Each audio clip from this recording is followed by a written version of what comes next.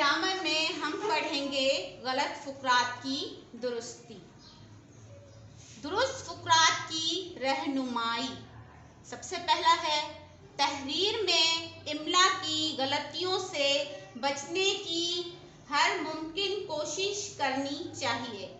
مثلاً محنت کو محنت، واضح کو واضح لکھنا غلط ہے۔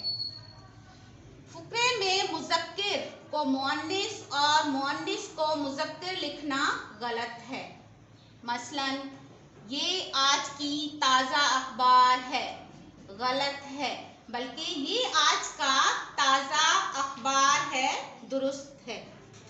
جو الفاظ اہل زبان کی روزمرہ بات چیت کے مطابق نہیں ہوتے انہیں غلط سمجھنا چاہیے۔ مثلاً آئے روز اور ہر روز کی بجائے ہر دن لکھنا غلط ہے۔ چوتھا ہے جمع اسموں سے پہلے ہر کا لفظ لکھنا یا بولنا غلط ہے۔